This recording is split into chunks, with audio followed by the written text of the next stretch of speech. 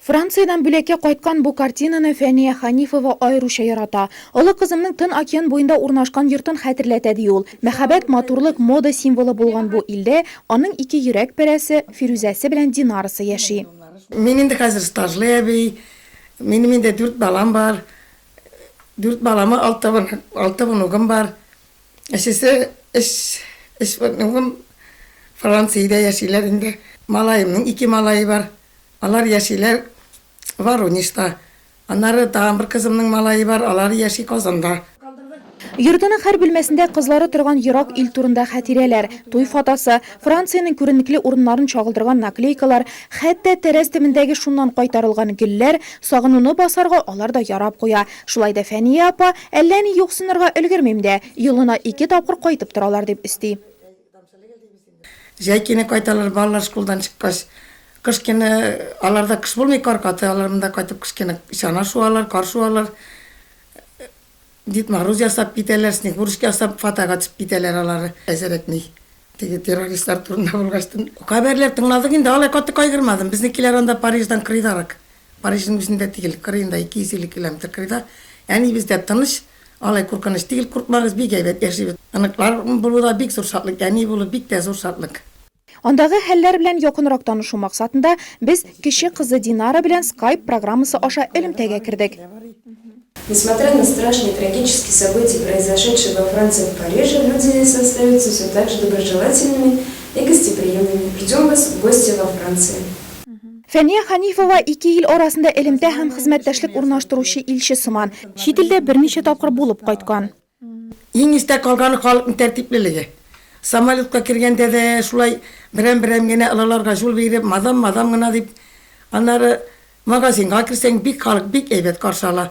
Кием сайлый башласаң да бусын ал, бусы сиңа ошамый, бусы кигереп карыйлар, салдырып карыйлар.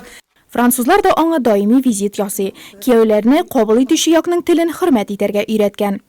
Зур кием русча бик яхшы иттереп белә, әрәндә яхшы иттереп сөйләшә. Татарча да бер 50%, 60% каранып китте. Безнең белән татарча күбесен шапшат сөйләшә. Икенче кияү мин дансы перевод белән сөйләшә, кызым перевод итеп тора. Әле кызларда кайтып киттеләр. Зур кияүнең кызлары белән кызагы кайтып киттеләр. Бик ишатып, бик әйбәт. Сездә кырларны карап җирделәр кызларын. Бик сездә уңышлы икән, җирләрегез бик әйбәт икән.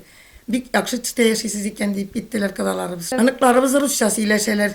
Бик яхшы иттереп русча сөйләшә икесе дә.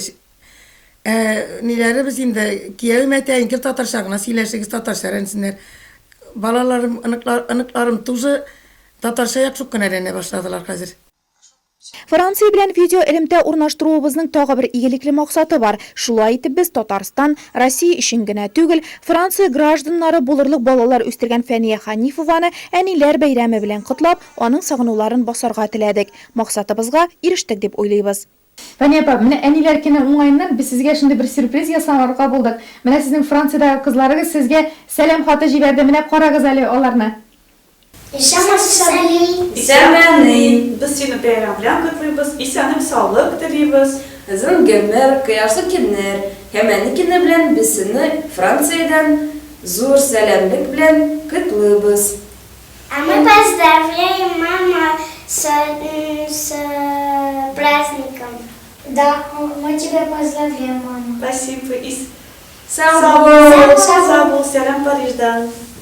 И балакайларым, сезгә бик зур рәхмәт. Мине шуннан кадәр зурлап шулай мине әниләр көне белән котлаган өчен.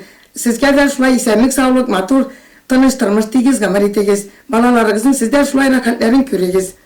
Хушыгыз. Дөньялар имин, үзебез исән сау булыйк. Бу әниләр иң еш кабатлаган фразаларның берсе. Дөньядагы барлык әниләрчә тормышыгыз татлы, баллы булсын дигән теләк белән ул безгә чәй эчәр өчен француз шикәрләрен тутырып бирде.